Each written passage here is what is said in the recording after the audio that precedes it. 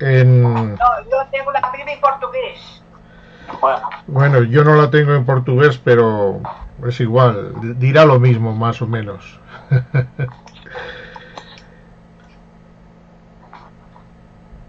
En Lucas capítulo 5, verso 16, aunque luego yo voy a decir bastantes más versículos, pero si lo tenéis delante, incluso os lo voy a leer en varias versiones. Por ejemplo, en la Biblia de las Américas dice, pero con frecuencia él, hablando de Jesucristo, se retiraba a lugares solitarios y oraba. En la nueva Biblia latinoamericana dice exactamente lo mismo. En la Reina Valera Gómez dice, mas él se apartaba al desierto y oraba. En la Reina Valera de 1909 dice que él se apartaba a los desiertos y oraba. Y esta es una de los versículos donde cita que se retira el Señor a orar, ¿no? Pero hay muchos más. En Lucas 6:12 dice, en esos días él se fue al monte a orar y pasó toda la noche en oración a Dios.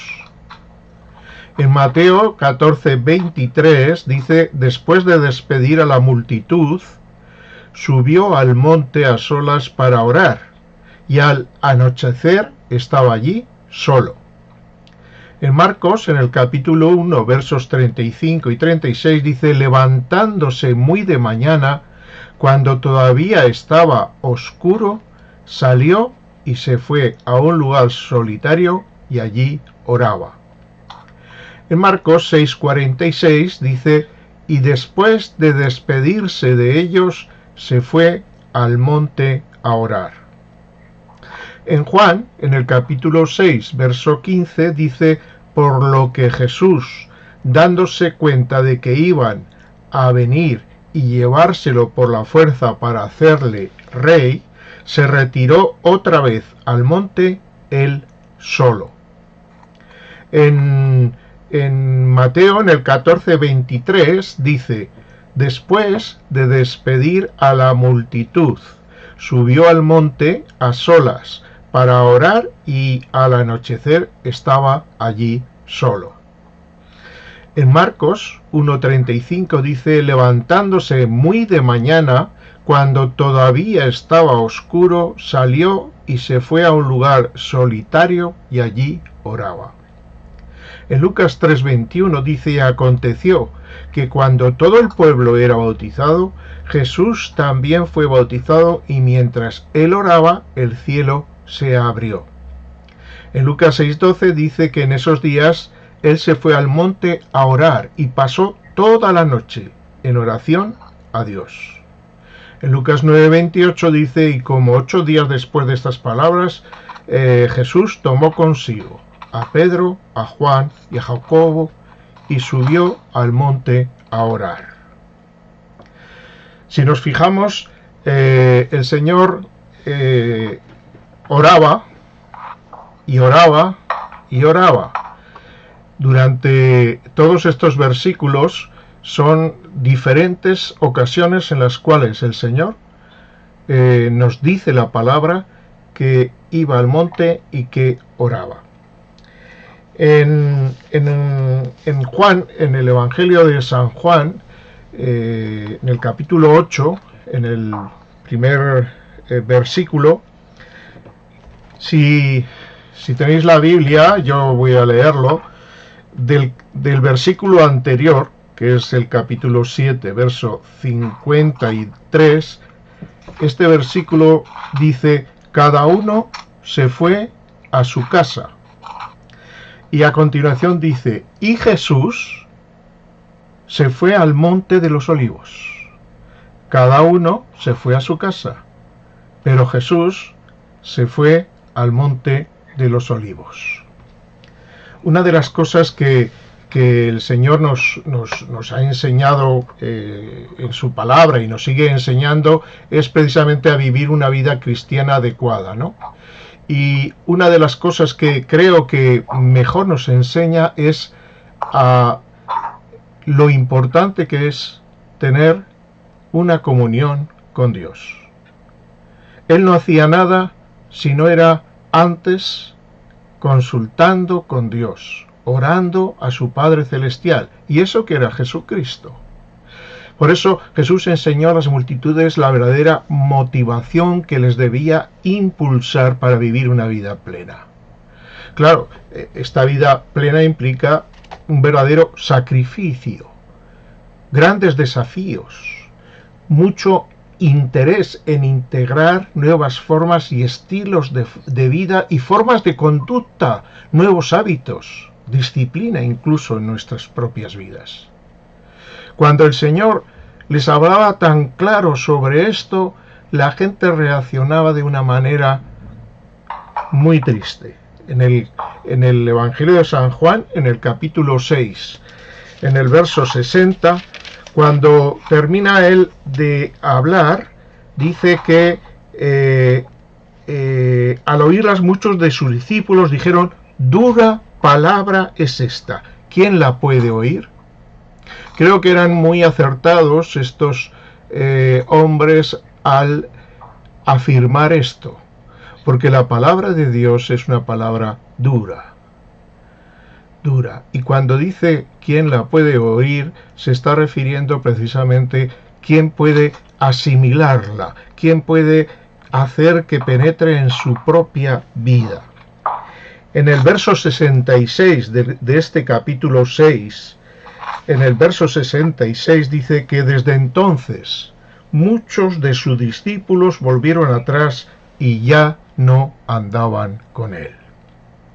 Cuando el Señor nos habla y nos habla la verdad, nos habla su palabra, nos habla cómo debemos de comportarnos, en muchas ocasiones nos sentimos con deseos de abandonarle, porque dura palabra es esta, es dura palabra, pero es la palabra que Dios nos ha dado y es la palabra que nosotros tenemos que seguir. Esto de Dios no es un juego, hermanos, no es un juego.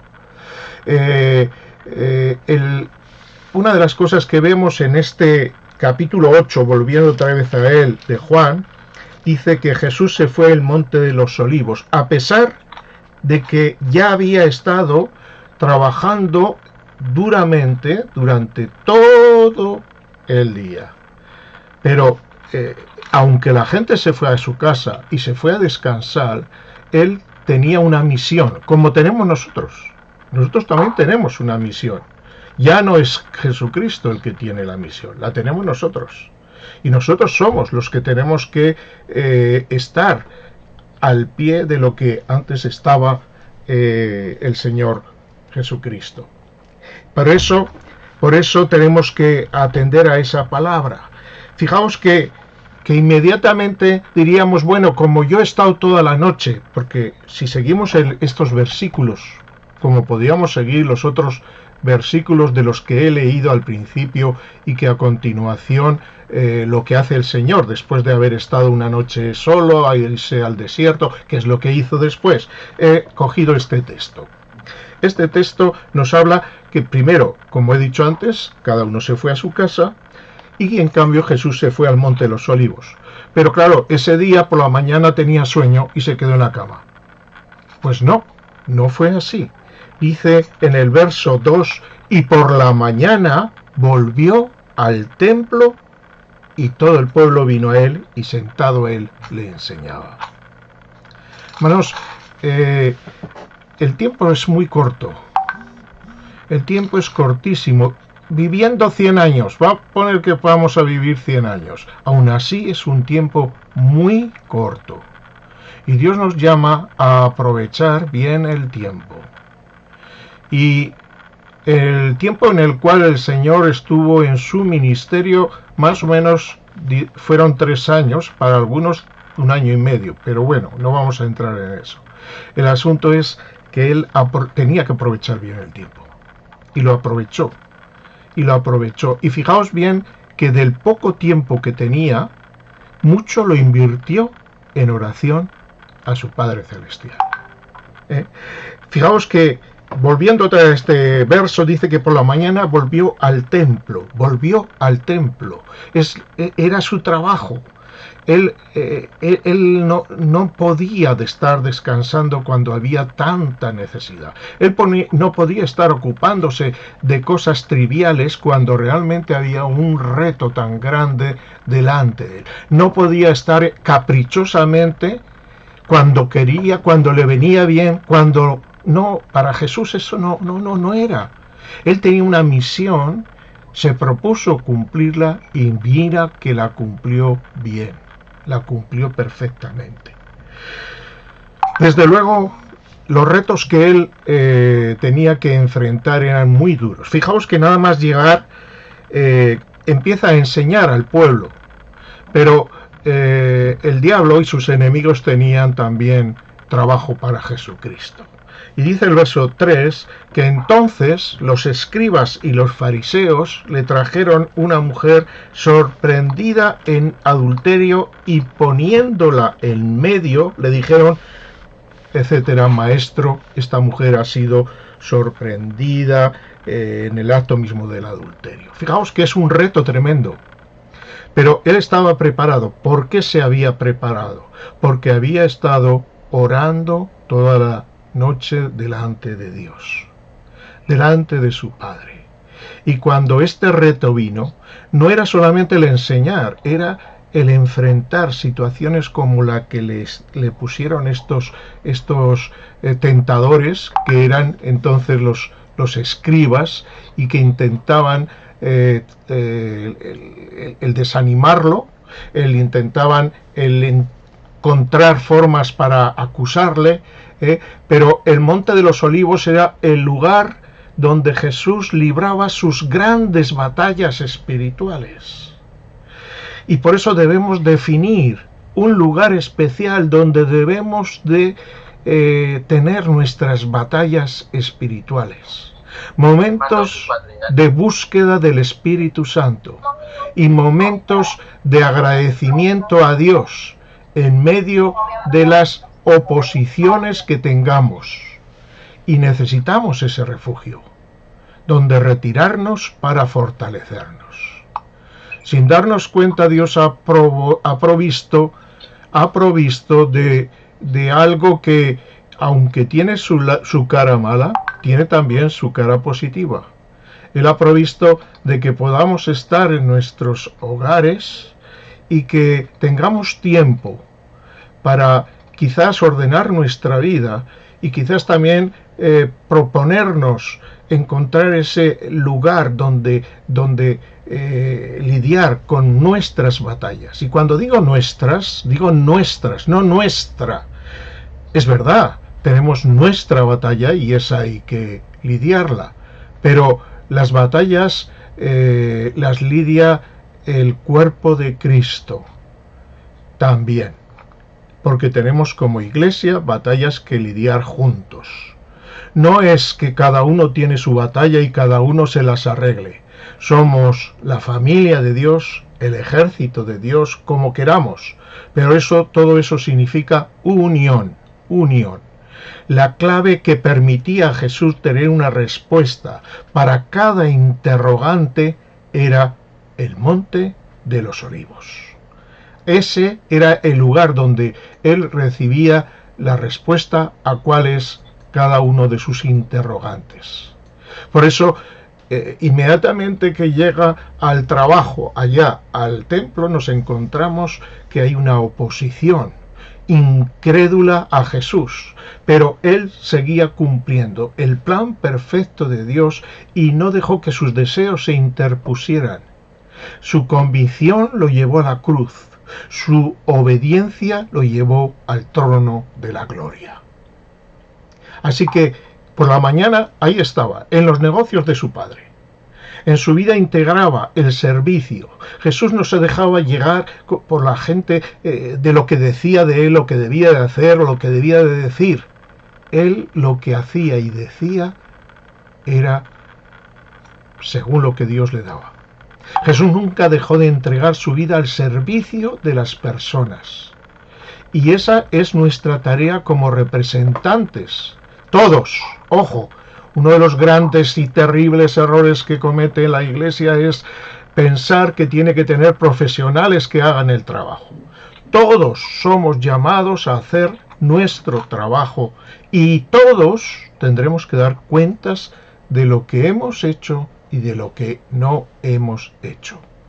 Somos llamados a ser diligentes y que nada nos detenga de realizar la obra de Dios. No importa ni virus, ni persecución, ni peligro, ni espada. Más que nunca debemos mirar el ejemplo de Jesucristo. Recordemos que debemos seguir sus pasos. ¿Por qué? Porque sus pasos están dirigidos al lugar donde vamos a llegar. Si vamos en otra dirección, entonces nos encontraremos perdidos. Pero Jesús se mantenía por este tiempo que él pasaba en su presencia. Los fariseos querían encontrar de qué acusar a Jesús. Pero Jesús no reaccionaba al instante, él tenía prudencia, su corazón no se exasperaba ante la arrogancia y la hipocresía de los fariseos. Jesús siempre reaccionaba contundentemente, pero con amor. ¿Por qué? Porque había estado con su Padre Celestial. Porque allí su batalla ya había sido vencida. Y cuando él venía al mundo, se encontraba con las batallas suyas vencidas. A veces nosotros traemos nuestras batallas al mundo y no podemos ser testigos del mundo porque venimos con batallas y con cosas que atraemos y que reflejamos en los demás. Pero tenemos que lidiar nuestras batallas primero y presentarnos delante del mundo dispuestos a hacer lo que Jesús fue. Qué bueno es ver a Jesús. Mantenía la calma, la serenidad ante la actitud esta solapada de los líderes religiosos. Dice la Biblia que mientras ellos hablaban, no es que Jesús estuviese distraído, pero estaba escribiendo en tierra. Siempre han sido, tendremos que preguntárselo cuando estemos en la presencia de Dios, siempre ha sido una pregunta importante. ¿Qué es lo que estaría escribiendo el Señor? Jesús no dijo que sí ni que no al tema del adulterio de la mujer. Solo apeló a la conciencia humana. Jesús, sin cargar contra la mujer adúltera, ni tampoco contra la hipocresía de los acusadores, pues Jesús conocía todos sus pecados, él simplemente apeló a sus conciencias. Con esa frase tan contundente, el que esté libre de pecado, que tire la primera piedra. Jesús resaltó la universalidad del pecado y la oportunidad de que pidiendo perdón podrían reconciliarse con Dios, porque este es otro de los aspectos importantes que nosotros tenemos que llevar. Jesús fue sin pecado, pero nosotros es difícil que no vayamos un día a la presencia de Dios y no tengamos que decirle, Padre, perdóname, ¿verdad? Necesitamos de su perdón para reconciliarnos con Dios. Pero Jesús no se tomó el pecado a la ligera de esta mujer. Él dejó muy claro una cosa: vete a tu casa y ¿qué más? No peques más. A veces nosotros tomamos el pecado muy a la ligera. El pecado es algo terrible, por lo cual Jesucristo tuvo que morir. Y esto hace que sea verdaderamente un peso tremendo. El escritor sagrado nos dice que se volvió a inclinar a tierra y siguió escribiendo. Jesús le preguntó a la mujer, ¿ninguno te acusa? No, parece que no me acusa ninguno, ¿no? Ninguno. Entonces le dijo, ni yo te condeno. Ahora, vete y no peques más. ¿Qué quiere decir? Que si pecara, entonces, bueno, si pecara se podría ver otra vez envuelta en problemas, sobre todo cuando se trata en el mundo, ¿no? No podemos ir a un mundo llenos de pecado. Hay que resolver esto delante de Dios. Hay que resolverlo delante de Dios. No puede sorprendernos el mundo en el mismo pecado que ellos están cometiendo. Ese es un problema del mundo, ya no nuestro. Tenemos que, por eso, ir de forma contundente y continuada delante de la presencia de Dios para pedirle, Señor, no me condenes, no quiero pecar más. No estamos indudablemente para juzgar, estamos para bendecir, que es lo mismo que hizo, porque muchas veces nosotros nos fijamos en el pecado de los demás y no nos damos cuenta, como bien enseñó el Señor en el ejemplo de la viga, del ojo, ¿verdad? Y la mota, que a veces nos preocupa la mota del ojo del hermano y no nos damos cuenta de nuestra viga. Pero ¿cómo podemos darnos cuenta de nuestra viga? Fácilmente, yendo a la presencia de Dios. Él nos mirará en el ojo y nos dirá que tenemos, y también es capaz de sacar ese objeto que impide que nuestra visión espiritual sea adecuada. No debemos de ponerles barreras al amor, a la misericordia de Dios. Recordemos que si queremos ser como el Maestro debemos dar gracia a los que pecan contra nosotros y contra Dios. Pero además debemos permitir que la gracia de Dios, como hemos escuchado con Antonio, que la gracia de Dios, el camino de la gracia, nos santifique a nosotros mismos. Mis queridos hermanos, yo creo que somos llamados a vivir en comunión con Dios, diligentemente ante Él, andar en sabiduría, respondiendo entonces adecuadamente a los interrogantes del mundo. Y cuando digo responder, a veces es que no tenemos respuesta, pero la sinceridad de decirlo es una respuesta válida para Dios, porque es la verdad. El Señor nos tiene que llenar de Él mismo. Termino con un texto que está en el Evangelio de San Mateo, en el capítulo 15 y en el verso 19, si lo tenéis, si lo queréis buscar, 15, 19, dice: porque del corazón salen los malos pensamientos, los homicidios, los adulterios, las fornicaciones, los hurtos, los falsos testimonios, las blasfemias. Estas cosas son las que contaminan al hombre.